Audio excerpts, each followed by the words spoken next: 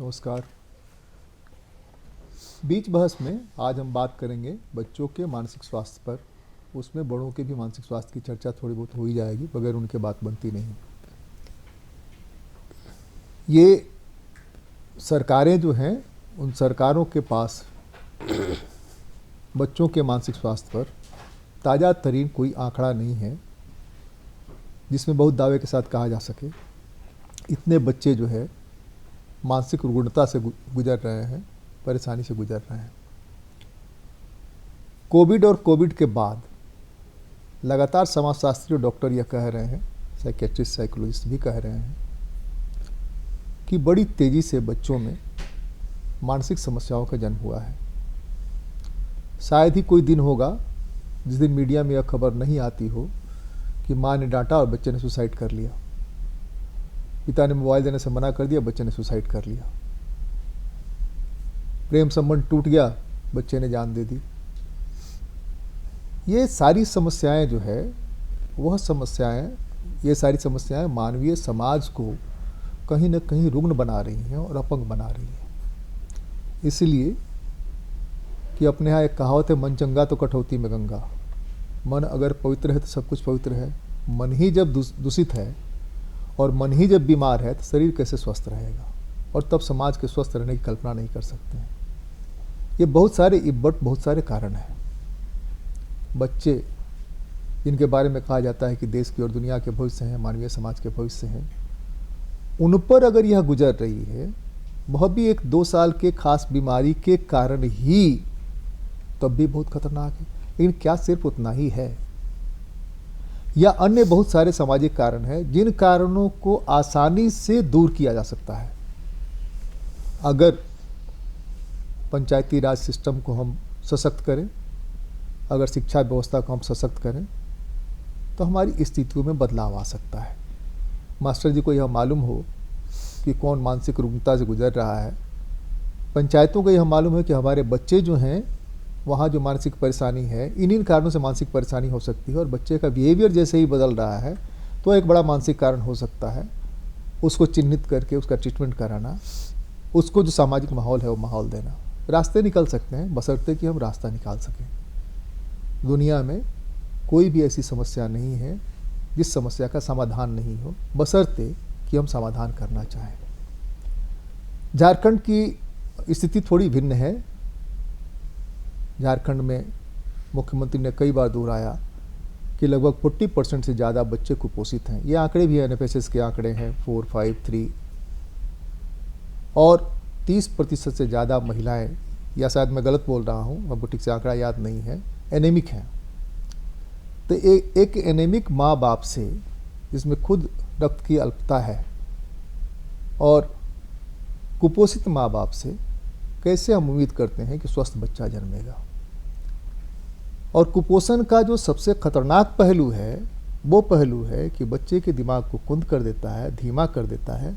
हम जो कह रहे हैं वह कैच नहीं कर पाता, रिसीव नहीं कर पाता, उसके हिसाब से प्रत्युत्तर नहीं दे पाता। असर की कई रिपोर्ट इस तरह की आई है कि 5वीं क्लास के बच्चे से कहा कि 2 का पढ़ा पढ़ो तो नहीं पढ़ पाया। रिपोर्ट देख करके हमको चौंकना चाहिए, हमको लगना चाहिए कि भाई क्यों नहीं हुआ। ये क्यों का कारण ढूंढा जाना चाहिए था। तो ये कारण आप ही लोगों से ढूंढना है, कैसे हम समाधान कर सकते हैं। हमारे साथ हैं डॉक्टर अनंत कुमार, जो XISS में रूरल डेवलपमेंट के HOD हैं। स्वागत है आपका। हमारे साथ है पारुल शर्मा, जो यूनिसेफ में बच्चों का काम देखती हैं। आपका भी स्वागत है। हमारे साथ है महादेव हंसदा, जोहर। महादेव जी सेव द चिल्ड्रन के स्टेट के प्रभारी हैं।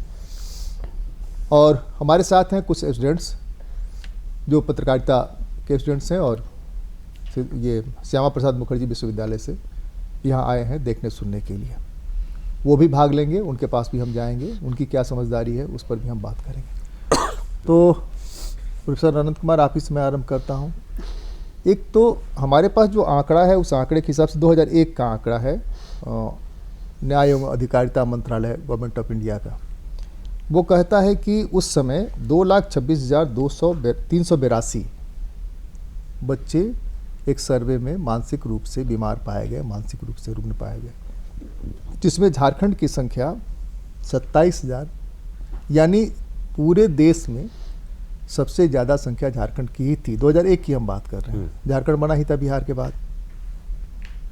और उसके बाद से तमाम मुख्यमंत्री मंत्री यही दोहरा रहे हैं कि भाई झारखंड में कुपोषण है, झारखंड में एनीमिया है। तो ये जो कारण है, इन कारणों का सामाजिक दृष्टि से अगर सोचें कि निवारण क्या हो सकता है, बहुत सारे कारण तो हमको लगता है कि स्थानीय स्तर पर निपटाए जा सकते हैं। बच्चों का मानसिक स्वास्थ्य जो है वो बहुत ही गंभीर मुद्दा है, लेकिन अगर आप पूरे मानसिक स्वास्थ्य को ही देखें तो हमारी सरकार के पास कोई आंकड़ा नहीं। पिछले साल संसद मैंने तो आंकड़ा दिया ना भाई आपको 2001 का। मैं बता रहा हूँ, पिछले साल संसद में ये सवाल पूछा गया कि देश में कितने मनोचिकित्सक और कितने मनोवैज्ञानिक कहाँ काम कर रहे हैं, तो सरकार ने संसद में कहा कि हमारे पास कोई इस तरह का आंकड़ा ही नहीं। तो ये एक स्थिति है। दूसरी जो बहुत महत्वपूर्ण बात ये है कि हम लोगों ने बच्चों से संबंधित कोई खास मानसिक स्वास्थ्य में अध्ययन नहीं किया है हाल के वर्षों में। सिर्फ बच्चों ही नहीं, बड़ों को लेके भी कोई अध्ययन नहीं किया है।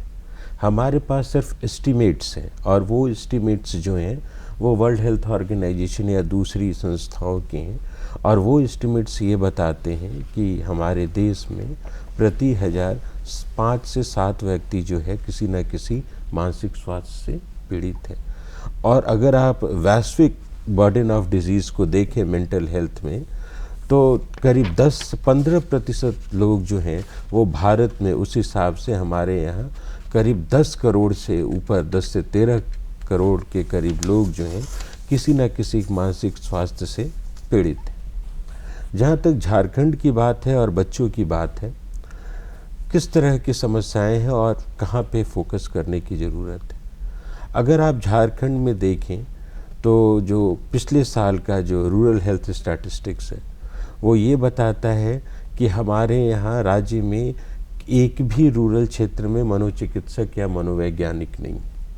अगर आप ये कह रहे हैं कि 70 से 75% लोग आज भी गाँवों में निवास कर रहे हैं, तो सरकारी आंकड़े दिखाते हैं, जो लेटेस्ट आंकड़ा है उसके आंकड़े हैं, उसमें एक भी मनोचिकित्सक या मनोवैज्ञानिक नहीं है। किस तरह की समस्याएं बच्चों को आ रही है, आज सबसे बड़ी जो बात है कि बच्चों में बहुत तरह की जो समस्याएं हम लोग देख रहे हैं वो बिहेवियरल प्रॉब्लम्स हैं, व्यवहारात्मक परिवर्तन उनमें देखा जा रहा है, कंडक्ट डिसऑर्डर्स हैं, ठीक, anti social, apart from anxiety, depression, stress, ये सब तो देखी ही जा रही हैं। दूसरी जो डेवलपमेंटल डिसऑर्डर्स, जो कुपोषण या उन सब चीज़ों से, जैसे ऑटिज़म है, ऐसा माना जा रहा है कि 1000 में, ये वैश्विक आंकड़ा है, 67 बच्चे जो हैं वो ऑटिज़म के शिकार हो रहे हैं। और आज ये स्थिति है कि 3 बहुत ही महत्वपूर्ण लोग हैं जिनके परिवार, समुदाय और विद्यालय, मुझे लगता है कि यही 3 वो संस्थाएं हैं जो इसको एड्रेस कर सकती हैं। सबसे बड़ी समस्या है, अगर आप परिवार लें तो परिवार में एक टैबू है, लोग बात ही नहीं करते हैं, लोगों को पता ही नहीं होता है कि डेवलपमेंटल माइलस्टोन्स क्या होंगे। और कुछ खासकर ऑटिज़म या उस तरह की बीमारियों के लिए ये बहुत ही ज़रूरी है कि हम उनको कम उम्र में ही आइडेंटिफाई करें और उसके लिए कोई इंटरवेंशन कर सकें। पारुल जी, आप तो यूनिसेफ से काम कर रही हैं, ये जो आइडेंटिफाई करना है, पहचान करना, इसके तरीके क्या हो सकते हैं? इसलिए कि हमको जहाँ तक समझ आ रही है बात कि पंचायती राज में जो पदाधिकारी हैं या स्कूल में जो शिक्षक हैं उनको भी नहीं पता है। इसके 3-4 जो तरीके हो सकते हैं। पहली बात तो हमें ये समझना पड़ेगा कि जो मानसिक स्वास्थ्य से संबंधित समस्याएं हैं उनको 3-4 भागों में विभाजित करना पड़ेगा। एक होता है कंडीशन, यानी कि इसको एक तरीके से बीमारी नहीं बोलते, बट एक बच्चा का जन्मजात एक पर्टिकुलर तरीके से सीखना या समाज को समझने का तरीका होता है। जैसे ऑटिज़म है, वो बच्चा जो होता है वो दुनिया को देखने का उसका नज़रिया अलग होता है, जो आम तौर पे सामाजिक रिलेशनशिप बच्चा जिस तरीके से बनाता है, ऑटिज़म से जो बच्चा जिसको ऑटिज़म है वो उस तरीके से नहीं बनाता। तो उसके एक साइंस एंड सिम्टम्स अगर माता पिता को पता हो तो वो उसको आइडेंटिफाई कर सकते हैं और उस बच्चे को उस तरीके से मदद की जा सकती है। तो ये तो डेवलपमेंट कंडीशंस हुई कि ऑटिज़म है या डाउन सिंड्रोम है, जो जन्मजात होता है। उसके बाद दूसरी चीज़ें होती हैं जो जिनको बोला जाता है बीमारी, डिप्रेशन, एंग्जाइटी, स्किज़ोफ्रेनिया, इस तरीके के जो एक बच्चे का विकास जो है वो नॉर्मली हो रहा था, लेकिन उसमें किसी तरीके का परिवर्तन आया, जिसके कुछ आनुवांशिक कारण होते हैं, कुछ जो परिस्थितियों के कारण उत्पन्न होते हैं, ऐसे बहुत सारे कारण हो सकते हैं, उससे वो बीमारी डेवलप होती है और वो जनरली थोड़े बड़ी उम्र के बच्चों में डेवलप होती है। तीसरी चीज़ होती है कि बीमारी नहीं कहेंगे, कंडीशन भी नहीं कहेंगे, लेकिन बच्चा जल्दी नाराज़ हो जाता है, वो एक जगह पे ध्यान नहीं दे पाता है और उसको ज़्यादा गुस्सा आता है। इस तरीके का उसके व्यवहार में कुछ ऐसी चीज़ें हैं जिससे लगता है कि उसको किसी तरीके की मदद की ज़रूरत है। अब इन मदद की ज़रूरत हम चांटा दे देते हैं मदद में, एक चांटा लगा ये मदद हो जाती है उसकी, रोता हुआ अपना चला जाता है, तो हमारी मदद तो हो गई कि हमको डिस्टर्ब करना बंद कर दिया। हाँ, लेकिन उसके ऊपर उसका एक लॉन्ग टर्म इम्प्लीकेशन रह जाता है बच्चे पे। अब इन सभी समस्याओं को पहचानना और उसको एड्रेस करने के बहुत सारे माध्यम हैं। एक चीज़ ये बोली जा रही है कि मदर एंड चाइल्ड कार्ड जो स्वास्थ्य विभाग द्वारा जारी किया जाता है, उसमें कुछ इंडिकेटर्स होते हैं कि इस माता और पिता अगर ये चीज़ें बच्चे के व्यवहार में नहीं दिख रही तो उसके बारे में सतर्क हो जाएं। इससे हो सकता है कि बच्चा सुन नहीं पा रहा है या बच्चा कुछ चीज़ों को समझ नहीं पा रहा है, उसके जो माइलस्टोन्स हैं डेवलपमेंट के। तो वो आंगनबाड़ी में है क्या? ये सभी माता पिता को दिया जाता है और आंगनवाड़ी में है क्या? वहाँ जो फॉर्म है जो ये मिलेगा, हाँ, आंगनवाड़ी द्वारा सेविका द्वारा माता को दिया जाता है। उसमें इम्यूनाइजेशन का डिटेल्स भी होगा और उसमें मानसिक स्वास्थ्य का मामला फॉर्म में कहीं कॉलम बना हुआ है कि इसमें मानसिक स्वास्थ्य का भी लिखना है कि उसको ये इस तरह का? नहीं, वो एक असेसमेंट फॉर्मेट नहीं है, वो एक इंडिकेशन का फॉर्मेट है। तो इंडिकेट करने का ही उसमें है क्या? हाँ, उसमें है कि बच्चे के अंदर वो ये चीज़ों पे ध्यान दे सकते हैं माता पिता, कि जैसे अगर उसको सुनाई नहीं पड़ रहा है, अगर सेविका तो बताएंगी ना भाई, सुनाई नहीं पड़ रहा है तो बहुत आसानी से वो समझ जाएगा, बोल नहीं पा रहा है, सुनाई नहीं पा रहा, तो ये तो पहचान जाएगा। इसके अलावा भी बहुत सारे कारण हैं। हाँ, मतलब जैसे मान लीजिए कि एक पर्टिकुलर उम्र पे बच्चे को पॉइंट करना शुरू कर देना चाहिए कि अगर वो किसी चीज़ को देख रहा है तो उसको फिंगर से दिखा सके, लेकिन वो नहीं हो पा रहा है, तो इसका मतलब कि दीज आर द इंडिकेटर्स जहाँ पे माता पिता को किसी से मदद लेनी चाहिए, किसी स्वास्थ्य कर्मी से मदद लेनी चाहिए। हो सकता है कि वो ऐसा लगे कि उसको आगे ट्रीटमेंट की या अलग से सहयोग की ज़रूरत है।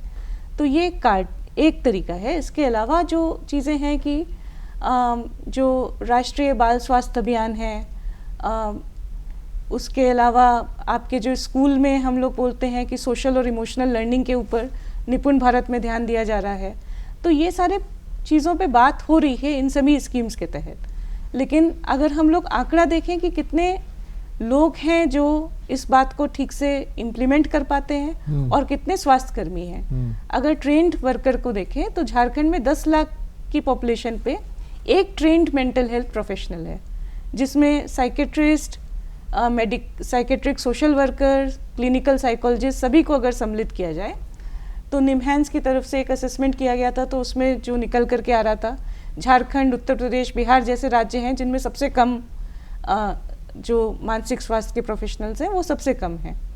तो ये एक कंसर्न की बात है। But at the same time जो बाकी रास्ते हो सकते हैं कि टीचर्स हैं या आंगनवाड़ी वर्कर हैं या बाकी आपका जो पूरा सिस्टम है प्रोफेशनल्स का, तो बहुत सारी समस्याओं में ट्रेंड मेंटल हेल्थ प्रोफेशनल के पहले ही कुछ मदद बच्चे को की जा सकती है जो उसकी समस्या को दूर करे। हालांकि स्वास्थ्य वर्कर जो एक ट्रेंड होना चाहिए उसकी कमी तो है, लेकिन उसके साथ साथ कुछ बेसिक चीज़ों पे इन लोगों बाकी प्रोफेशनल्स की भी ट्रेनिंग की जा सकती है जो है उसमें रास्ता निकल सकता है। मैं आऊँगा उस पर। महादेव जी, आप जो काम करते हैं झारखंड में लगातार या देश के दूसरे हिस्सों में जो काम चल रहा है, वहाँ आपके जो अनुभव रहे हैं उसको थोड़ा शेयर करिए हमारे साथ, झारखंड को फोकस में रखते हुए। ये वास्तव में हर एक जगह पर ही है, लेकिन झारखंड में विशेषतर जब हम लोग देखते हैं रूरल एरिया में विशेषकर कई सारा जो मेंटल हेल्थ बोल के एक समझ ना उस तरीक़ा से चिन्हित बातचीत में भी नहीं आ पाता है। कई बार बच्चा अगर चिड़चिड़ हो जा रहा तो अच्छा ये एक टेम्पररी मामला है, ये ठीक हो जाएगा बाद में। या कोई बच्चा अगर अभी ठीक से नहीं पढ़ पा रहा है, हो सकता कुछ ये भी टेम्पररी जैसा ही है, ऐसा मान्यता देते हुए उसको थोड़ा बहुत साइड लाइन कर दिया जाता है। लेकिन जो हम लोग देख पाते हैं, जो आप भी बहुत अच्छा एक पॉइंट उठाए कि बच्चे का जो बुद्धि का विकास है ना, बहुत कम समय के अंदर पहला 5 साल में ही उसका बुद्धि का विकास 90% से ऊपर हो जाता है। और तब से ही बच्चा कई चीज़ समझना, उसका एक्टिवनेस, वो कई चीज़ देखने को मिल जाता है, दिख जाता है।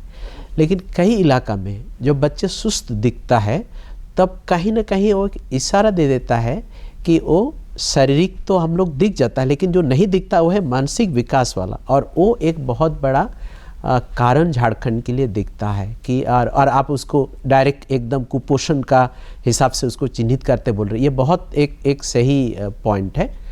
दूसरा पॉइंट हम लोग जो देखें कि बच्चों और बाबा, जैसे पारुल जी ने कह रहा, जो रिश्ता है माता पिता और बच्चों के साथ छोटे से ही, कि माता पिता कितना समय दे पा रहा है और कितना बच्चे का जो एक प्रकार का माँ बाप को समझ आ जाता है कि मेरा बच्चे का जो शारीरिक ग्रोथ के साथ मानसिक ग्रोथ किस तरीके से हो रहा, उसमें कोई सोच विचार में, बोलचाल में, व्यवहार में विकृति तो नहीं है। कहीं ना कहीं चाहे वो काम का बोझ बोलिए या बच्चे दूसरे बच्चे के सहारा में बड़ा हो रहा, दिखने लगे, हाँ, जैसे एबनॉर्मल दिखने लगे, हाँ, एबनॉर्मल दिखने लगे, एबनॉर्मल हो जाए, वो दिखने लगे एबनॉर्मल, हाँ, तो तब तक कई चीज़ शायद वो हो चुका होगा और उसके बाद उनको लग रहा है कि नहीं, मेरे बच्चे दूसरे बच्चे के तुलना में ऐसा क्यों नहीं है। और कई सारा बार यहाँ ये दिखा जाता है कि जो बच्चे दिन भर दूसरे बच्चे के भरोसा में भी रहता है, मैंने उनका जो केयर टेकर है, तो शायद 5 साल का बच्चा 2 साल के 6 महीने का बच्चा केयर टेकर, हाँ, वो केयर टेकर है, तो नेचुरली वो बहुत ज़्यादा वो गौर नहीं करेंगे कि इनका अगर कुछ डिसऑर्डर भी होगा, उसको उतना गौर नहीं करेंगे। तो ये एक चीज़ हमें दिख रहा। दूसरा जो हमें जो लग रहा है इस पहलू पे, कई बार अगर बच्चों के ऊपर कुछ चीज़ दिख भी रहा है तो बड़ी जल्दी माता पिता कंपेयर करने लगते हैं कि वो दूसरा बच्चे जैसा तुम नहीं हो। थोड़ा जैसे बच्चे बड़ा होने लगते हैं तो वो डांट डपाट का कल्चर पता नहीं ये कहाँ से आ गया कि वो जल्दी वो गुस्सा होके कि उसको कंपेयर करने लगता है और उसका कमजोरी को गिनती करते हैं। तो माता पिता का मुंह से ही अगर अपने बच्चे के लिए नेगेटिव जितना निकलता है तो उसका एकदम मानसिक स्वास्थ्य में असर पड़ रहा और उसके चलते कई बार बच्चे रिएक्टिव भी हो जा रहा। जो ज़्यादा रिएक्टिव हो रहा, जो आपने बोला कि कुछ अगर नहीं दिया तो एकदम वो अपना जान लेने तक या कुछ ना कुछ, कई बार हम लोग गांव घर में देखते हैं पीने का आदत भी एक प्रकार का बन गया है। उसके मन में अगर कुछ विकृत आया, पीयर के साथ बातचीत करते हुए वो पीने का भी नशे में चल जाते हैं। और दूसरा एक कैटेगरी जो हो सकता प्रोएक्टिव नहीं करके वो पूरा धीमा हो जाएगा, वो खुद को इंटरप्रेट करने लगता है कि नहीं मेरा ही कोई दोष है, मेरा ही कमजोरी है। जैसे बुद्धू शब्द यूज़ करते हैं, कई बार आप लोग देखे होंगे शायद कि माँ बाप बोलते तुम तो कितना बुद्धू हो, तुमसे कुछ नहीं हो पाएगा, और वो कितना खतरनाक उसके मुंह से निकल रहा, अपने ही बच्चों के लिए वो श्राप ला रहा, उसको पता ही नहीं है। और उसके चलते भी कई सारे बच्चे में एक मन बुद्धि का कमज़ोर सोचने की शक्ति उनमें अंदर दिख जाता है। दो चीज़ आनंद जी, एक तो टेक्नोलॉजी ने बहुत सारी चीज़ें आसान की हैं और एक तरह से कहें तो कोविड पीरियड में टेक्नोलॉजी ने बच्चों की पढ़ाई में भी निरंतरता बनाने की कोशिश की। लेकिन इस टेक्नोलॉजी की वजह से भी नुकसान हुआ क्या, और टेक्नोलॉजी में कुछ ऐसा हो सकता है क्या जिसमें आइडेंटिफाई किया जा सके, जैसे बच्चों के गेम बनते हैं? तो जी मैं इस बात पे यहाँ उसके पहले एक बात जो महत्वपूर्ण है वो ये है कि जो मैं पहले भी कह रहा था कि ये ज़रूरी है कि परिवारों में और समुदायों में और विद्यालयों में शिक्षकों को डेवलपमेंटल माइलस्टोन्स के बारे में हम जागरूक करें, क्योंकि वो जो डेवलपमेंटल माइलस्टोन्स हैं वो बहुत इम्पॉर्टेंट है। उसी से पता चलता है कि बच्चे का मानसिक विकास सही दिशा में सही समय से हो रहा है या नहीं हो रहा है। तो वो एक बहुत ही इम्पॉर्टेंट है जिसको करने की ज़रूरत है। जो दूसरी बात आप कह रहे हैं टेक्नोलॉजी, टेक्नोलॉजी में दो चीज़ें हुई हैं। हाल के दिनों में चूँकि स्कूलों के भी प्रेशर्स थे और सब जगह व्हाट्सएप और डिजिटल एजुकेशंस, तो हम सब उन बच्चों को, पहले जो मोबाइल एक समस्या थी, हम सब लोगों ने उनको मोबाइल हाथ में पकड़ा दिया। कर्ज लेकर के मोबाइल खरीद के दिया। जो लोग को सामर्थ्य नहीं बांध थे उन्होंने कर्ज लेकर और मोबाइल खरीदा। उसमें क्या हुआ है कि हम लोगों ने एक क्रॉस देखा है कि कोविड के दौरान भी कि बच्चों में मोबाइल एडिक्शन बढ़ा है। ये और एक बहुत ही महत्वपूर्ण घटना ये घटी है कि पहले हम लोग मोबाइल एडिक्शन को मेंटल डिसऑर्डर में नहीं मानते थे, लेकिन हम लोगों ने DSM-5 में उसको इंक्लूड किया है। तो अब हम मानते हैं कि अगर कोई बच्चा मोबाइल से एडिक्टेड है तो उसको भी इलाज की ज़रूरत है, उसको भी सपोर्ट की ज़रूरत है। तो और मोबाइल के साथ सिर्फ ये हुआ है कि सिर्फ हम लोगों ने मोबाइल नहीं दिया है, मोबाइल के साथ डेटा भी दिया है, और उस डेटा के साथ ये है कि वो उस मोबाइल पे कुछ भी देख सकता है, कर कितने सकता भी समय के लिए देख सकता है, और उसको पता ही नहीं है कि चीज़ों को। तो बहुत सारे जो मोबाइल गेम्स हैं उससे बच्चों में कंडक्ट डिजॉर्डर्स, एग्रेशन बहुत ही बढ़ा है, क्योंकि ज़्यादातर जो गेम्स हैं वो सारे गेम्स जो है एग्रेशंस पे हैं, जहाँ पे वो मारपीट करता है, गोली चलाता है। तो उससे बच्चों में एक एग्रेशन बहुत ही बढ़ा है, जो एक गंभीर समस्या है। जहाँ एंगर एक पॉजिटिव फीलिंग्स है, एग्रेशन जो है तो वो एक समस्या है। तो बच्चे जो है माता पिता के साथ भी मारपीट कर रहे हैं, दोस्तों के साथ भी मारपीट कर रहे हैं, तो वो एक काफ़ी बढ़ा है। तो मैं उसका एक देखता हूँ कि काफ़ी उसका एक नेगेटिव इम्पैक्ट है, और थोड़ा वो मुश्किल लगता है कि आपने उनको थमा तो दिया है, लेकिन आप उनसे कैसे वापस लेंगे। नहीं, जिस टेक्नोलॉजी ने गेम्स देख के उसको एग्रेसिव बनाया, उसी टेक्नोलॉजी में बदलाव करके इस तरह के सॉफ्टवेयर डाले जाए, इस तरह गेम्स बनाया जाए जिस गेम से वो चीज़ों को सीख सके। ये गुंजाइश है टेक्नोलॉजी में।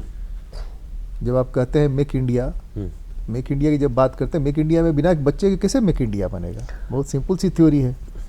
बच्चा तो उसमें शामिल होगा तभी ना मेक इंडिया बनेगा। कल को तो वही प्रधानमंत्री बनेगा, वही मुख्यमंत्री बनेगा, वही MLA बनेगा, वही MP बनेगा, वही प्रेसिडेंट बनेगा, सब कुछ तो उसी को संभालना है। लेकिन बच्चों के विकास में 2-3 चीज़ें बहुत इंपॉर्टेंट होती हैं। एक तो होती है वैल्यू एजुकेशन। बहुत सारी वो सारी चीज़ें आप, मैं यार मैंने पॉइंट नोट करके रखा है। मोबाइल टेक्नोलॉजी से वो सब चीज़ें आप ट्रांसफ़र, वो आप एक इंफॉर्मेशन ट्रांसफ़र कर रहे हैं, लेकिन बच्चों के विकास के लिए जो डिसिप्लिन है, जो वैल्यू है, जो सोशलाइजेशन, जो कल्चरल, ये वो सारी चीज़ें जो हैं। देखिए 2-3 चीज़ें हैं। एक तो मेरा भी यह मानना है कि जो सोशल वैल्यू सिस्टम है उसको बदलती टेक्नोलॉजी के साथ अगर आप नहीं जोड़ेंगे तो आप खुद पिछड़ेंगे। टेक्नोलॉजी तो आप पर हावी हो गया है, उसका कोई रास्ता नहीं है मेरे समझ से। बिल्कुल। तो उसको कैसे अपने अनुरूप ढाल सकते हैं, इस 2 साल में उसको छूना नहीं है, उसके घर जाना नहीं है और ये इतना दूर रहना है।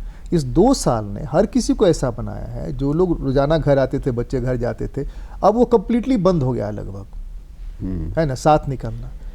तो ये जो टेक्नोलॉजी की बीमारी की वजह से टेक्नोलॉजी ने किया, हर किसी के दिमाग में यह पहुंचा दिया कि वो अगर सर्दी है, उसको छींक है। हम क्लास में बच्चों से मजाक में पूछते हैं सर्दी खांसी तो क्या जी तुम कोरोना लेके आए हो क्या? मजाक ही है, लेकिन कोरोना ने इतना तो डिस्टर्ब कर दिया ना भाई। तो कोरोना ने, हम कह रहे हैं टेक्नोलॉजी को अपने अनुरूप कर सकते हैं क्या? उसमें हम ये कह रहे हैं कि जो आपका पंचायती राज सिस्टम है, आपका जो शिक्षा मंत्रालय है, स्कूली शिक्षा से लेकर कॉलेज एजुकेशन तक, उसमें CIP, ऋणपास, इन सब लोगों को सम्मिलित किया जाए, यूनिसेफ से लेकर सेव द चिल्ड्रन, और वो लोगों को बताएं। एक तो पहचानना असामान्य होना क्या है, ठीक है, चिन्हित करना कि उसको यह बीमारी है। पहली चीज़ तो ये, वो पॉकेट से शुरुआत हो सकती है। गवर्नमेंट के लेवल पर हर जगह जो प्रशिक्षण होता है, उस प्रशिक्षण में इसको जोड़ा जा सकता है, सिलेबस में डाला जा सकता है, इसको लोगों को बताना और मॉनिटर करना। गवर्नमेंट का काम सिर्फ मॉनिटर करना है। नहीं, ये पहली चीज़ ये है कि लोगों को जागरूक करें कि वो इन चीज़ों के प्रति जागरूक हो कि क्या डेवलपमेंटल माइलस्टोन हो और कब उनको ज़रूरत है किसी तरह की प्रोफेशनल हेल्प की। और दूसरी जो बड़ी समस्या ये है कि लोगों को पता नहीं होता है कि कहाँ लेकर जाएं। बिल्कुल बिल्कुल। क्योंकि उस तरह की कोई सुविधाएं हैं ही नहीं आपके, ना PHC में साइकेट्रिस्ट हैं, ना साइकोलॉजिस्ट। PHC वाले बता तो सकते हैं ना भाई कि आप जाइए ऋणपास जाइए, आप CIP जाइए, लेकिन बता तो सकते हैं ना, लेकिन उनको भी ट्रेनिंग नहीं है उस हिसाब से। ऋणपास और CIP के साथ एक बड़ी ये बात है कि लोगों में मेंटल हेल्थ को लेके एक टैबू है। लोग नहीं जाना, तो बड़े लोगों में भी टैबू है, लोग बातचीत नहीं करना चाहते हैं, लेकर नहीं जाना चाहते हैं। तो मैं ये कह रहा था पारुल कि एक तो चिन्हित करना मुख्य काम है, और हम सब चीज़ें सरकार पर नहीं थोप सकते हैं, इसलिए सरकार के बजट का अपना एक लिमिट है, कर्ज लेने का भी लिमिट है, अपने रिसोर्सेज का भी लिमिट है। तो हमारे पास जो रिसोर्सेज है, ह्यूमन रिसोर्स हो या इंफ्रास्ट्रक्चरल रिसोर्स हो, उसी रिसोर्स के तहत यह जो प्रॉब्लम है उसका समाधान हो सकता है क्या, समाधान की ओर आगे बढ़ सकते हैं। और मैं मतलब आपकी बात जो है बहुत सही है कि हमारे जो अभी एग्जिस्टिंग रिसोर्सेज हैं उनसे बहुत कुछ चीज़ें की जा सकती हैं। पहली बात तो ये है कि मानसिक स्वास्थ्य से जुड़ी हुई समस्याओं का एक बहुत छोटा हिस्सा है जिसको प्रोफेशनल हेल्प चाहिए। बहुत सारी चीज़ें ऐसी हैं जिसमें अगर हम लोग माता पिता किस तरीके से पेरेंट्स एंगेज करते हैं बच्चे के साथ में, उसमें अगर बदलाव लाया जाए और उसमें उनको थोड़ा सा संवेदनशील बनाया जाए, और उसके लिए माता पिता को भी मदद करनी पड़ेगी, क्योंकि जो माँ 19 साल की है और उसके पास ऑलरेडी 2 बच्चों की जिम्मेदारी है, वो बहुत इल इक्विप्ड है बच्चों के साथ डील करने में, क्योंकि वो तो जा रही है ईंटा पाथने के लिए ना, वो तो ईंटा पाथने जा रही है, उसका 5 साल का बच्चा 2 साल के बच्चे को देख रहा है, और उसने अपना भी बचपन ठीक से नहीं जिया।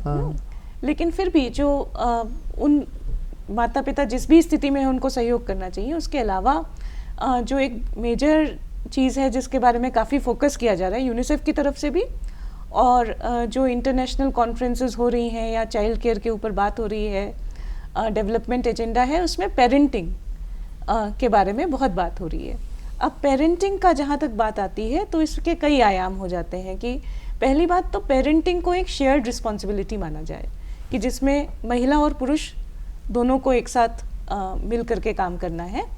दूसरा कि वैल्यू एजुकेशन, बच्चे के साथ समय बिताना, बच्चे के साथ खेलना, उन चीज़ों की इम्पोर्टेंस को समझा जाए। और वैल्यू एजुकेशन की जब भी हम लोग बात करते हैं शिक्षा के क्षेत्र में, तो हमेशा लगता है कि ये जो है बहुत एब्स्ट्रैक्ट एक बात है कि बच्चे को जो है हम लोग संस्कार देंगे कि वो दूसरों के साथ जो है कि जिम्मेदारियों में हाथ बटाएगा या जो है हमेशा सच बोलेगा। हस्तक्षेप कर रहे हैं। अपने यहाँ जो डेवलपमेंट की थ्योरी है, मॉडल है, उसमें हर कोई यह चीख चिल्ला रहा है कि गाड़ियों से बहुत प्रदूषण हो रहा है, लेकिन गाड़ियां रोकने की कोशिश कोई नहीं कर रहा है। लगातार ब्रिज बनाए जा रहे हैं, लगातार नए नए वो स्थापित हो रहे, सड़कें उतनी ही हैं, सड़कों के ऊपर सड़क, सड़क के ऊपर सड़क, सड़क के ऊपर सड़क। ये समस्या का समाधान नहीं हो सकता है ना, नहीं हो सकता। समाधान यह हो सकता है सार्वजनिक वाहनों को बढ़ाइए, जैसे सार्वजनिक वाहन बढ़ेंगे वैसे गाड़ियां कम होंगी, और वहाँ जो नौकरियां कम होंगी उन नौकरियों के लिए दूसरी जगह रोजगार की व्यवस्था करिए। वहाँ बड़े पैमाने पर रोजगार है, उस रोजगार को कहीं और जगह जहाँ की इस तरह की समस्या नहीं है। हम ये कह रहे हैं कि स्कूल टीचर की जो ट्रेनिंग होती है, चाहे बीएड की जो पढ़ाई होती है, वहाँ ये क्यों नहीं पढ़ाया जाए कि वो पहचाने। यही कोर्स में जोड़ सकते हैं हम लोग। इनको जोड़ा भी जा रहा है और जोड़ा गया भी है, और ना केवल इन चिन्हों को पहचानना कि ये बच्चा सीखने में देरी कर रहा है या इसकी कोई समस्या है, बल्कि और चीज़ों को भी समझना कि मानसिक स्वास्थ्य जो है वो बीमारियों की पहचान के बियॉन्ड भी जाता है कि बच्चे के अंदर लो सेल्फ एस्टीम होना, कि हम अपने को देखिए जो चीज़ें हम कर सकते हैं उतना तो करें ना भाई। हम जितना भर कर सकते हैं, गार्जियन जितना भर कर सकता है अपने लेवल पे उतना भर तो करेगी। उसको पहचान हो, टीचर को यह पहचान हो, टीचर जानता हो कि यह बीमारी क्या है, और टीचर बताए गार्जियन को बुला करके, जो पीटीएम होता है पीटीएम बताए कि भाई ऐसे ऐसी इसके ऊपर काम हो रहा है, इसके ऊपर काम पंचायती राज व्यवस्था में मुखिया जी और सब पार्षद को ये पता हो नहीं, इसके बारे में भी काम हो रहा है कि जो चिन्ह जिनको आप बात कर रहे हैं कि बच्चा सीख रहा है। अब हमको हार्ट का ये है कि नहीं, तो हार्ट स्पेशलिस्ट बताएगा, लेकिन हार्ट में धड़कन हो रही है, हमको तकलीफ हो रही है, तो हम जान सकते हैं भाई कि हमको जाना चाहिए, इतना तो जानना चाहिए ना। तो वो चीज़ों पे भी बात हो रही है, क्योंकि आपके टीचर्स की ट्रेनिंग में इसको शामिल किया जा रहा है। सोशल इमोशनल लर्निंग, बच्चों के मानसिक स्वास्थ्य पे ध्यान देना, इन सब चीज़ों को टीचर्स के ट्रेनिंग में बहुत अच्छी तरीके से इंटीग्रेट किया जा रहा है। महादेव जी, हम लौटा के नहीं आ सकते हैं, जो समय गुजर गया उसको लौटा के हम नहीं ला सकते हैं। हम इसी समय को समाज के अनुरूप जो वैल्यू एजुकेशन था, जो वैल्यूज़ का ट्रेडिशन था, वैल्यू मतलब कि जो अभी समझ में है कि बहुत सारा वैल्यू का पैसा हो जाना, हमारे पास बहुत वैल्यू हो गया, बहुत पैसा हो गया। मूल्यों की जो बात हम करते हैं, संस्कारों की जो बात करते हैं, जिस झारखंड में हमें, झारखंड में ट्राइब्स में लगभग नहीं था, मेंटल डिजीज लगभग नहीं था। अब वहाँ बड़े पैमाने पर जो एग्रेसिव होने की बात कर रहे हैं, वहाँ बड़े पैमाने पर ये चीज़ें आ रही हैं। तो समाज जिस ढंग से टेक्नोलॉजी झोंक रहा है, वहाँ भी जो डेवलपमेंट का मॉडल दे रहा है, तो वहाँ भी टेंशन हो रहा है, एंजाइटी हो रही है। वो एंजाइटी भी एक बड़ा कारण है। पहले जा कर के ईंट पाथने की जरूरत नहीं पड़ती, जो मिलता था अपना खेत से उगाया, जंगल से लिए, जंगल से खा लिए। तो आप थोड़ा सा अपना अनुभव शेयर करिए हमको, क्या है पोजीशन झारखंड के मामले में अगर देखें तो, जहाँ आपका सेंटर चलता है वहाँ इस तरह के बच्चे चिन्हित हुए, इस तरह का परिवार के लोगों ने शिकायत की, क्या है? ना, आपका ऑब्जर्वेशन बड़ी सही है। एक आकांक्षाएं जो है ना, अभी ये बाहरी दुनिया के साथ तालमेल बनाते हुए टेक्नोलॉजी के साथ हो या बड़े पैमाने पर जो माइग्रेट कर रहे हैं काम के तलाश में, तो उसके चलते एक बहुत आकांक्षाएं ज़रूर बढ़े हैं। लेकिन उस आकांक्षाएं के बीच में जो एक दो चीज़ समेटा हुआ जैसा समझ नहीं आ रहा या बिखरा हुआ दिख रहा, वो है कि ये समाज को जो एक वैल्यू बेस्ड कहा जाता था, है ना, अपना जल जंगल ज़मीन के साथ जुड़ा हुआ, चाहे महिला हो या... आपने एक विज्ञापन देखा होगा, एक आदमी, पहले विज्ञापन दूसरा था, एक बूढ़ी औरत खड़ा हो रही है, बच्चों को बोलती है थोड़ी मदद करोगे क्या? बोलता हाँ करूँगा ना, करता नहीं है। कभी कुछ न करके भी देखा जाए विज्ञापन का अंत में। अब उसी को बदल दिया, बच्चा वही है, बदल दिया। 2 कुत्ते के बच्चे जो है, वो एक आदमी का खो गया है, वहाँ बच्चा उसके पास बैठा है, वो टॉफ़ी खा रहा है, अपना कोई खास चॉकलेट है वो खा रहा है। वो आता है, ठीक है यार तुमने इसको देखा, हाँ ओके थैंक यू, उठा के लेके चला जाता है। यानी हम कुछ नहीं करें, हम जो टेक्नोलॉजी से परोस रहे हैं, उस परोसने में भी क्या परोसा जा रहा है, इसको भी चेक करने की और मॉनिटर करने की जरूरत है। हम ये कह रहे हैं, वो मदद मांग रही है कि हमारी लाठी उठा के दे दो, मदद करने नहीं जा रहा है, और अचानक उसके ऊपर छत गिर जाता है तो बोलती अच्छा है कि तुमने लाठी मेरी नहीं उठा कर ना, वो बात सही है। आप ये बात जो बोले हैं ना, हम लोग तो देख रहे हैं, पहले भी बहुत देखे थे। जैसे किसी का घर टूट भी गया है ना, उसको पहले एक पैसा भी खर्चा करने की जरूरत नहीं था, लोग आके गांव वाले उसका मेरामती कर देता था ना। किसी का शादी ब्याह में बहुत बड़ा खर्चा उसका नहीं होता था, सब कोई मिलकर कर देता था, किसी के तसली लेकर के, हाँ, किसी के कढ़ाई लेकर हो जाता था। लेकिन आप एकदम सही बोले कि वो धीरे धीरे थोड़ा सा अपना अपना पान वो जाते जा रहा है। और ये तो मैं कहता हूँ कि ये बहुत एक क्या बोले, चेतावनी का समय है, अलार्म का समय है। अगर हम टेक्नोलॉजी का अच्छा उपयोग भी है, उससे अच्छा वाला नहीं सीख के अगर हम नेगेटिव वाला सीखेंगे तो ये दूसरे किसी का नुकसान नहीं होगा, ये अपना ही समाज का होगा, अपना होगा। फिर आते हैं आपके पास बच्चों से, लाइए बड़ों से दीजिए भाई, बच्चे कहने से नाराज हो जाएंगे। हाथ उठाइए, कौन है आप बोलिए। मेरा नाम स्वर्णा मिश्रा है और मैं डॉक्टर श्यामा प्रसाद मुखर्जी यूनिवर्सिटी की स्टूडेंट हूँ और मैं पत्रकारिता की स्टूडेंट हूँ। वहाँ से मैं जर्नलिज्म एंड मास कम्युनिकेशन कर रही हूँ। मेरा सवाल मैम आपसे ये है कि जो छोटे बच्चे होते हैं उनमें बड़ों के मुकाबले डिप्रेशन ज़्यादा होता है, जबकि वो छोटे होते हैं फिर भी उनमें डिप्रेशन ज़्यादा होता है। कई तरह के प्रॉब्लम्स होते हैं, जैसे कि पेरेंट्स का कभी कभी पर्शियलिटी हो जाता है, ना चाहते हुए भी हो जाता है। बड़ों बच्चों के लिए थोड़ा सा ज़्यादा होता है, छोटों के लिए थोड़ा कम हो जाता है, या कभी कभी छोटों के लिए ज़्यादा होता है, बड़ों के लिए कम होता है। इसके वजह से भी बच्चे डिप्रेशन का शिकार हो जाते हैं। उनको ऐसा लगता है कि पेरेंट्स मुझे कम प्यार कर रहे हैं और मेरे बड़े भाई को ज़्यादा प्यार कर रहे हैं। तो उस स्थिति में बच्चे को क्या करना चाहिए? नेक्स्ट आप नोट कर लिए, सवाल याद रखिए, दे दीजिए उनको।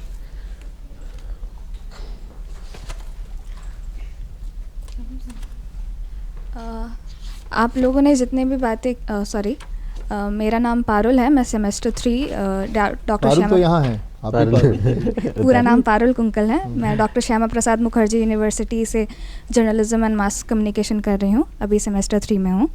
आप लोगों ने जितनी भी बातें की वो रूरल कॉन्टेक्स्ट में की, और मैं क्या आप थोड़ा अर्बन कॉन्टेक्स्ट पे भी बात कर सकते हैं, और जो टेक्नोलॉजी और पेरेंटिंग के कारण मेनली ये जो अर्बन कॉन्टेक्स्ट में हो रहा है वो हम उसे थर्ड वर्ल्ड प्रॉब्लम्स कहेंगे, जो अर्बन बच्चों को हो रहा है, तो उस पर भी थोड़ा आप प्रकाश डालें। नेक्स्ट। ठीक है। मेरा नाम आदित्य कुमार है, मैं भी मास कम्युनिकेशन एंड जर्नलिज्म का स्टूडेंट हूँ। और जैसे टेक्नोलॉजी की बात हो रही थी तो मुझे ये कहना है कि जैसे अर्ली एक्सपीरियंस इन्फॉर्मेशन को लेकर के, कोई भी सूचना हो उसकी एक उम्र होती है, क्योंकि कोई भी इन्फॉर्मेशन डिलीवर करना वो अलग चीज़ हो जाती है, उसकी समझदारी की कैसे समझ रहे हैं वो एक अलग चीज़ हो जाती है। तो कहीं ऐसा नहीं हो रहा है कि अर्ली इन्फॉर्मेशन जो जा रही है या अर्ली एक्सपीरियंस भी बहुत बड़ा प्रॉब्लम हो रहा है, क्योंकि उन चीज़ों को समझना उम्र के हिसाब से आता है। जैसे हमारे यहाँ हमारे सोसाइटी में एक बहुत ज़्यादा एक टर्म यूज़ किया जाता है, तो काफ़ी प्रॉब्लमेटिक हो जाता है कि सेक्स को लेकर के या कुछ रिलेशंस को लेकर के ऐसा करते, तो उसकी भी समझ एक अलग तरीके से होती है। इसको कुछ लोग अलग तरीके से समझते हैं और किसी की समझदारी बहुत अलग तरीके से होती है। तो जैसे सोशल मीडिया है या फिर जो टेक्नोलॉजी है वो इन्फॉर्मेशन को डायरेक्टली प्रोवाइड कर रही है सभी को, तो वो कहीं ना कहीं प्रॉब्लमेटिक ऐसा हो रहा है, लग रहा है कि बहुत ज़्यादा प्रॉब्लमेटिक है, क्योंकि वो शायद कुछ और ही समझ जा रहे हैं। तो मुझे ये भी जानना है। मेरा नाम शुभम है, मैं जर्नलिज्म का स्टूडेंट हूँ। मेरा क्वेश्चन सर से था कि सर ने मेंशन किया कि मेंटल हेल्थ को एज अ टैबू देखा जाता है, तो सर हम ऐसा क्या कर सकते हैं कि लोगों को डिफ्रेंशिएट कर पाए कि डिप्रेशन, मेंटल हेल्थ और पागलपन एक डिफरेंस है। लोग उसे पागलपन से कनेक्ट कर लेते हैं कि किसी को डिप्रेशन है तो वो पागल हो गया है। तो ऐसा क्या किया जा सके कि इसमें लोग डिफरेंस जान सके कि मेंटल हेल्थ एक छोटी सी बात है, पागलपन एक डिफरेंट है। तो उसमें जानना चाहता था सर। नेक्स्ट। मेरा नाम ईशान है, मैं भी श्यामा प्रसाद यूनिवर्सिटी से आया हूँ, मैं भी जर्नलिज्म का स्टूडेंट हूँ। मेरा सवाल आप लोग से, जैसे महादेव सर ने कहा जे एक टाइम के बाद लोग नशे के लत लगने शुरू हो जाते हैं, लेकिन वो रूरल कॉन्टेक्स्ट में कहा, ये शहर के लिए भी लागू होता है। ये शहर के कॉन्टेक्स्ट में ये बहुत ज़्यादा चीज़ देखा जा रहा है, जे कॉलेजों के स्टूडेंट्स या स्कूल्स के स्टूडेंट्स स्कूल बंक करके वो एज अ केमिकल स्केप इस चीज़ को एंजॉय करे, तो उस चीज़ को कैसा रोके जाए? नेक्स्ट। मेरा नाम हिमांशु कुमार देव है, मैं डॉक्टर श्यामा प्रसाद मुखर्जी विश्वविद्यालय के पत्रकारिता विभाग का छात्र हूँ।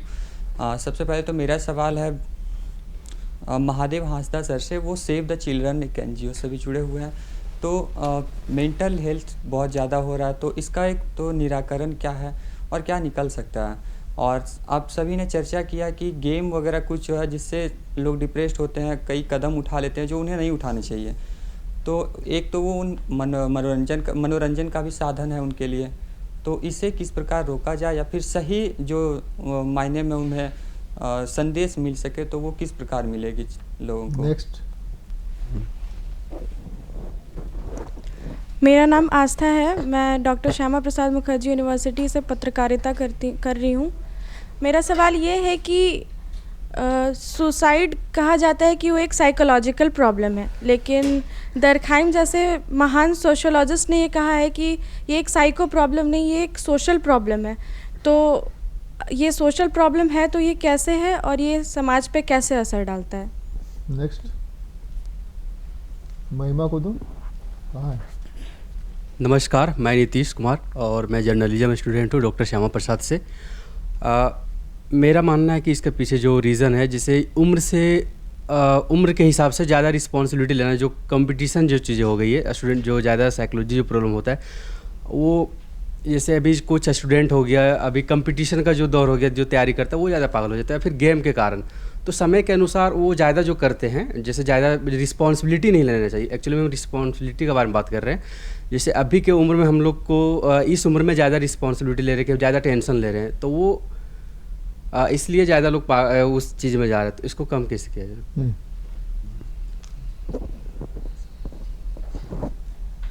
मेरा नाम महिमा सिंह है और मैं डॉक्टर श्यामा प्रसाद से पत्रकारिता की छात्रा हूँ। जैसा कि महादेव सर ने बताया कि अभी कुछ पेरेंट्स अपने बच्चों को दूसरे बच्चे से कंपेयर करते हैं, तो मेरा सवाल ये है कि बहुत सारे पेरेंट्स ऐसे होते हैं जो समाज को खुश करने या उनको अच्छा बताने के लिए अपने बच्चों को कंपेयर करते हैं दूसरे बच्चों से, और मतलब जो बच्चा अच्छे प्यार से भी जो बात को समझ सकता है उस चीज़ को भी वो उसे डांट कर समझाते हैं। तो बच्चे मतलब उस चीज़ से कैसे दूर रहे, या पेरेंट्स मतलब कैसे अपने बच्चों को ट्रीट करें जो उनके बच्चे डिप्रेशन में ना जाए? और कोई एनीबॉडी एल्स? दे दीजिए, यहाँ दीजिए। मेरा नाम अंजलि है, मैं डॉक्टर श्यामा प्रसाद मुखर्जी यूनिवर्सिटी से जर्नलिज़म कर रही हूँ। मेरा सवाल है कि जैसे कुछ बच्चे होते हैं बहुत ज़्यादा ज़िद्दी होते हैं, किसी का मम्मी पापा किसी का भी वो बात नहीं सुनते हैं, और वो खाने में भी उनका नखरा है और झगड़ा करते हैं, मम्मी पापा को कुछ किसी को कुछ समझते नहीं हैं और बात बात पे गुस्सा करते हैं। वो ऐसे बच्चों को कैसे ट्रीट किया जाए? मेरा नाम मुस्कान चौबे है और मैं ठीक है, मुस्कान है तो मुस्कान होगा ना भाई। चलिए कोई नहीं। मैं डॉक्टर श्यामा प्रसाद मुखर्जी स्टूडेंट हूँ। मेरा क्वेश्चन ये है कि मेंटल हेल्थ और डिप्रेशन, एंग्जाइटी और चिड़चिड़ापन, ये सब आज के टाइम पे बच्चों के लिए कॉमन सा बात हो गया है। लेकिन पेरेंट्स को बताने पर भी पेरेंट्स भी ऐसा रिएक्ट करते हैं जैसे बहुत बड़ा इशू है, और इसको बाहर में नहीं बताने के लिए कि लोग तुमको पागल समझेंगे। ठीक है, ये दिक्कत है। और फिर मतलब पागलपन की वजह से बच्चे अपने आप को साइड कर दे रहे हैं, जो सोसाइटी में एडजस्ट नहीं हो पा रहे हैं। तो इससे कैसे बाहर निकलें? आप लोग छांट लीजिए अपना। मेरा नाम हाँ मेरा नाम स्मृति है। मैं डॉक्टर श्यामा प्रसाद मास कॉम की स्टूडेंट हूँ। मेरा क्वेश्चन ये है कि बहुत टाइम ऐसा होता है कि हम जो फील कर रहे हैं अंदर में, लाइक डीप इनसाइड जो भी हम थॉट्स हमारे माइंड्स में आते हैं एंड जैसा फील करते हैं वो हम बता नहीं पाते अपने घर वालों के सामने कि क्या फ़ील हो रहा है, कैसे हम कुछ टाइम से बिहेवियर में चेंज आ रहा है या जो भी चीज़ें हैं, तो और पेरेंट्स नोटिस भी नहीं करते। तो उस चीज़ में क्या, उस टाइम पे क्या करना चाहिए एंड उस चीज़ को ठीक कैसे करना है, क्योर क्या है उसका? महादेव जी आप शुरू करेंगे? मैं शुरू करता हूँ। बहुत अच्छे सवाल आया हमने। यू पीपल आर थिंकर, आप सोच विचार वाले हो, बहुत अच्छा लगा इस बात को। जहाँ तक रूरल और अर्बन की बात है, ये दोनों में ही है, बल्कि आंकड़ा कहता है अर्बन में और ज़्यादा है ना। खाली ये नशे की बात नहीं, इवन इस प्रकार के जो हरकत है ना, कहीं ना कहीं मिसिंग लिंक दोनों जगह है।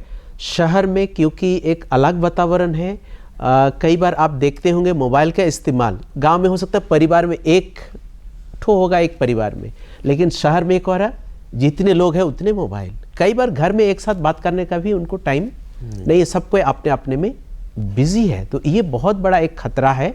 और जैसे फिजिकल एक्टिविटी बहुत हुआ करता था, कुछ मन का तनाव, टेंशन ना हम लोग एक्टिविटी में निकाल देते थे, और अभी एक्टिविटी मतलब ये हो गया है और ये बड़ी खतरनाक कैटेगरी की ओर चला गया है। ये अच्छा भी है, लेकिन जब हम इसका नकारात्मक पहलू को अपना लेते हैं तो ये हमारा बीमारी का कारण बन जा रहा है। ये पहला ये बात है शहर और ये का। दूसरा, जहाँ एक दो सवाल आया कि बच्चों के लिए है ना किस तरीक़े से पेरेंटिंग वाला जो आपने बात बोले, थोड़ा बहुत पारुल जी भी कह रहे थे, क्योंकि बच्चे का पहला इंटरनल रीज़न अगर हम देखें तो एक तो अपना इंटरनल रीज़न एक शारीरिक उसका है, उसका विकास मानसिक वो क्या है। दूसरा इंटरनल है अपने परिवार और अपना माता पिता या जो भी उनके इर्द गिर्द में है उनके साथ रिश्ता।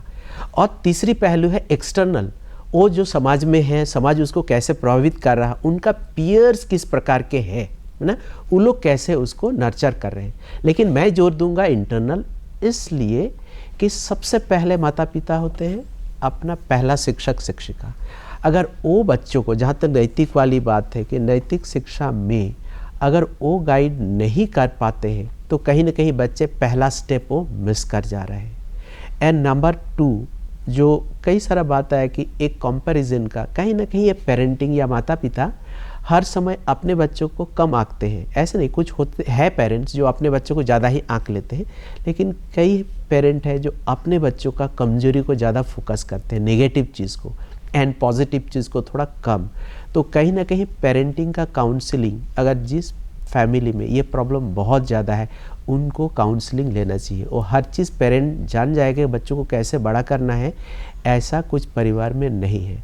सो उनको शायावे नहीं होना है। कुछ अगर पेरेंटिंग लग रहा, मैं अपना बच्चा, जैसे आपने कुछ सवाल किया कि बहुत बच्चे चिड़चिड़पान और बदमाश होते हैं, उसको कैसे ना माता पिता का बात सुनते हैं, तो उनको उस समय अपने से कई चीज़ हैंडल नहीं करनी है, उनको सलाह ज़रूर लेनी चाहिए जो एक्सपर्ट्स है ना अभी भी। और तीसरी बात मैं ये कहूँगा मेरे तरफ से कि कोई भी मेंटल हेल्थ ऐसी इंटरप्रिटेशन नहीं होनी चाहिए कि ये ठीक होने वाला नहीं है। सबसे पहला दिमाग में बैठ जाता है, पता नहीं ये समाज में बोलेंगे तो ये शायद क्या नेगेटिव और भी हमें 4 बात सुनना पड़ेगा, नंबर 1। एंड नंबर 2, कुछ लोग कई माइल्स तक कुछ पैसा खर्चा करते हैं, उसके बाद बोले ये तो ठीक होने वाला नहीं है, निराश हो जाते हैं, and they just leave it on a half way. तो मैं यही कहूँगा जो भी आप लोग सुन रहे हैं प्लस जो श्रोता सुनेंगे, अगर वो माता पिता भी हुए या कोई भी क्यों ना हो, कि ये मेंटल हेल्थ ऐसी नहीं है कि इसका इलाज नहीं है। और ये मेंटल हेल्थ मतलब हमेशा पागलपन बोलने का ज़रूरत नहीं है, कई इसका पहलू है बहुत सारा। आज इस मंच पे हम लोग वो सब नहीं बात किए हैं, बट ये कहें कि एक व्यक्ति को जो सही सोच विचार और उसके एक्टिविटी में कैसे सकारात्मक कंट्रीब्यूशन कर पा रहे हैं, अगर वो नहीं कर पा रहे हैं कहीं ना कहीं उसके अंदर एक मेंटल डिसऑर्डर का सिम्टोमिक चीज़ें है। ओके पारुल।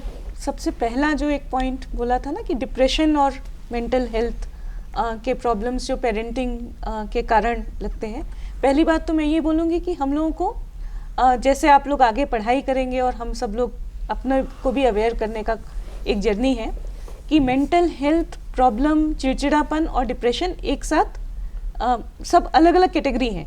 डिप्रेशन का नंबर बहुत कम है इन कंपैरिजन टू बहुत सारे लोग जो दुखी हैं या परेशान हैं। हर दुख और परेशानी डिप्रेशन नहीं है।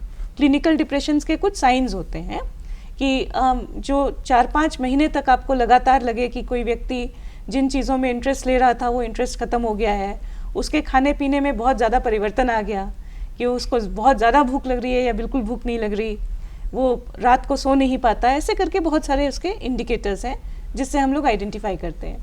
लेकिन जो आप बात कह रहे थे कि पेरेंट्स जब अपने बच्चों में कंपेयर करते हैं और उसकी वजह से बच्चे दुखी होते हैं, तो बच्चे अलग अलग बच्चों के लिए हम लोगों का अलग अलग लेंस से देखना पड़ेगा कि जब बच्चे 12, 13, 14, 15 साल के हो गए हैं तो उनसे ये बात की जा सकती है कि आप अपने को इस कंपैरिजन से कैसे बचाओ। और इसलिए हम लोग यूनिसेफ की तरफ से भी और स्कूलों में ये अवेयरनेस क्रिएट की जा रही है कि बच्चों में लाइफ स्किल्स जिसको कहते हैं, जीवन कौशल, कि हम अपने को इंडिपेंडेंटली देखें रादर देन इससे कि उसने हमारे बारे में ये कहा या इसने हमारे बारे में।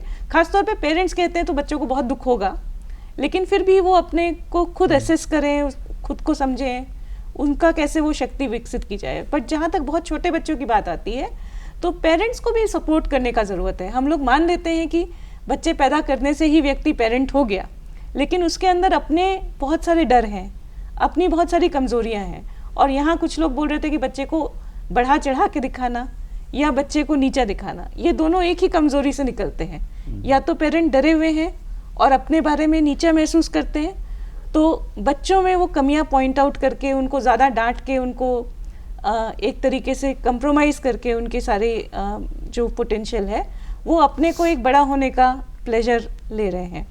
और या फिर अपने बच्चे को बढ़ा चढ़ा के बता करके उनको लगता है कि उनका परिवार में जो इज्जत कम है उसको वो निगोशिएट कर रहे हैं और उसके लिए बोल रहे हैं कि हमारा बच्चा ये कर सकता है, वो कर सकता है, उसको ज़बरदस्ती बोल रहे हैं। तो दोनों ही चीज़ों में पेरेंट्स को जब तक सपोर्ट मिलेगा कि वो अपने को समझ पाएँ, अपने डर का मुकाबला कर पाएँ, तो वो बच्चों के साथ बेहतर व्यवहार कर पाएंगे और ये लॉन्ग टर्म प्रोसेस है। हम बच्चों के मानसिक स्वास्थ्य को मोटे मोटे 4 कैटेगरी में समझ सकते हैं। एक तो जो डेवलपमेंटल डिसऑर्डर्स होते हैं जैसे ऑटिज़म वगैरह हुआ, उसमें ये है कि हम आज भी नहीं जानते हैं कि वो क्यों होता है। बहुत सारे उसके थ्योरीज़ हैं, आज भी लोग कर रहे हैं। वहाँ पे बच्चों को हम साइकोसोशल रिहैबिलिटेशन, फैमिली में रिहैबिलिटेशन, स्किल बिल्डिंग्स वगैरह के लिए परिवार के स्तर पे, स्कूल के स्तर पे काम कर सकते हैं।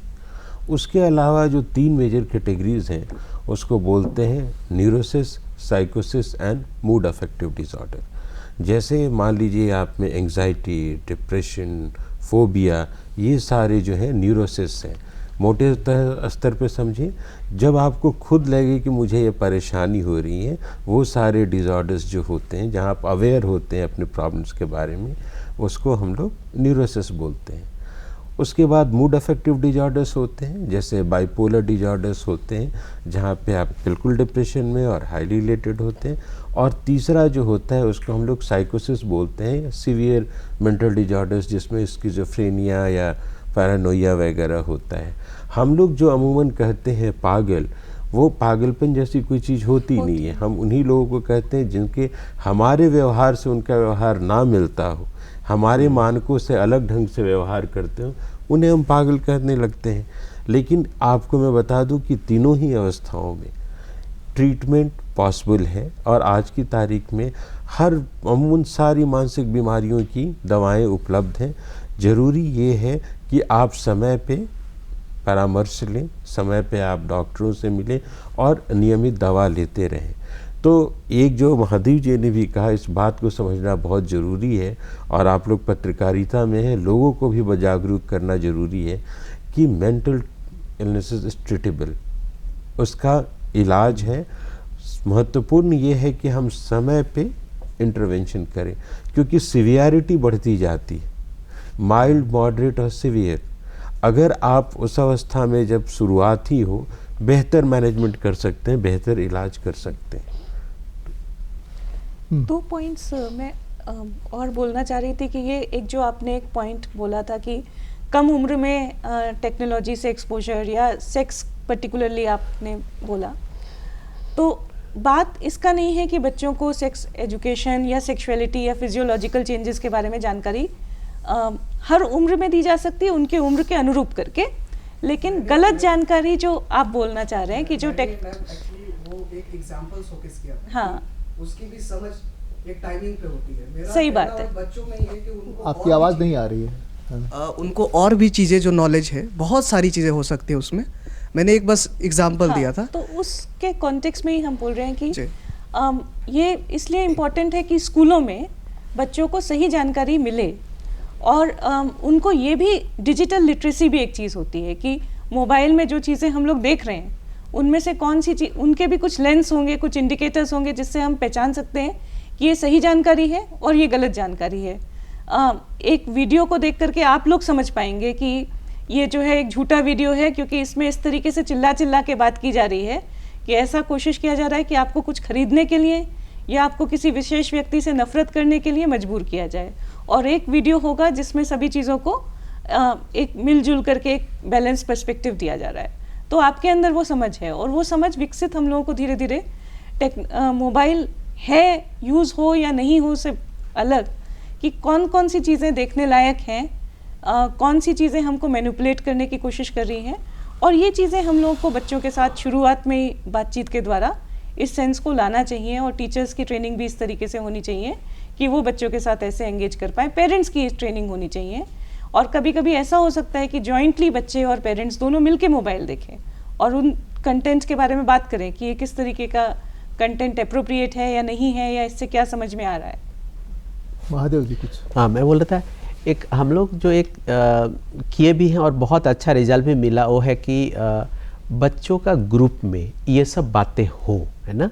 और बच्चों को जब आप उसको मौका देंगे, सकारात्मक नकारात्मक दोनों ही ज्ञान उनके अंदर है, और वो धीरे धीरे वो खुद अपना बातचीत करते हुए तय करेगा, है ना। चिल्ड्रंस ग्रुप हम लोग बनाते हैं और उसमें अलग अलग टॉपिक में बातचीत होता है, और खासकर चाइल्ड राइट्स रिलेटेड मुद्दा, और जो लाइफ स्किल वाले पारुल जी कह रहे थे, लाइफ स्किल, ताकि वो एक जिम्मेवार सिटीज़न बने, उसका एक पहल उस ग्रुप के जरिए होता है। और ये ऐसे तो हर स्कूल में बाल संसद करके भी एक है, उनको अलग अलग जिम्मेवारी से जोड़ा जाता है, बट उसको हो सकता और हमें व्यापक करना है। जो वैल्यूज़ का बात हो रहा, नैतिकता की बात हो रहा, उसमें ज्ञान का तो बहुत बात होता है, इतिहास, भूगोल, विज्ञान वगैरह वगैरह, लेकिन कहीं ना कहीं कुछ चीज़ें मिस हो रहा। मैं मेरे पीयर से अच्छा सीखूँ या बुरा सीखूँ, इतना तो ज्ञान होना चाहिए। हाँ, चूँकि समय हमारा ख़त्म हो रहा है, तो अब हम सुख बांटते हैं तो बढ़ता है, दुख बांटते हैं तो घटता है, कहा जाता है ऐसा। इसलिए हमको शेयर करने वाला कोई चाहिए, और माँ बाप से बेहतर कोई शेयर करने वाला नहीं हो सकता है, न हुआ है। हम दोस्तों के बीच अक्सर शेयर करते हैं, और शेयर करने का बहुत नुकसान भी कई बार हो जाता है। हम माँ बाप से कुछ चीज़ें छुपाना चाहते हैं, कुछ चीज़ें बताना चाहते हैं, लेकिन वो आधा अधूरा बताना चाहते हैं। तो अगर माँ बाप के साथ हमारा संबंध हो रहा है, माँ बाप भी, मैं तो हमेशा कहता हूँ, सरकार, माता पिता, अग्रज और बेहतर दोस्त हर बार सिर्फ यह साबित करे कि मैं हूँ ना। आप लोगों ने शायद फिल्म देखी होगी, फिल्म थी मैं हूँ ना, यानी कि उसको एहसास कि कहीं भी हम रो सकते हैं और वो हमारा आंसू पोंछ सकता है, हमारे कंधे थपथपा सकता है और कह सकता है कि हम आपकी इस समस्या का समाधान करेंगे, मैं हूँ ना। सरकार भी अगर ये करे, सरकार से और ज़्यादा कोई अपेक्षा नहीं है, बिल्कुल नहीं। ये मैं हूँ ना सब जो है ना, शेयर तो करना है। शेयर नहीं करेंगे डिप्रेशन में जाएंगे, शेयर नहीं करेंगे तो मेंटल डिजीज होगा। ये बड़ा कारण है, जो सामाजिक परिस्थितियों के कारण। और शरीर का जैसे जैसे विकास होता है, शरीर के बारे में लोग ऐसे ही जानने लगते हैं, दोस्तों से, मित्रों से, घर से, बाहर से, सब जगह जानने लगते हैं। जिस तरह टेक्नोलॉजी है, टेक्नोलॉजी में ना और हाँ कहाँ है ये आपको तय करना है, हम नहीं तय कर सकते हैं। तो बीच बहस में आज तो बस इतना ही, अगली बार मिलते हैं, किसी और मुद्दे पर चर्चा करते हैं। आप सबको बहुत बहुत आभार, बहुत बहुत धन्यवाद, नमस्कार, जोहार। जोहार।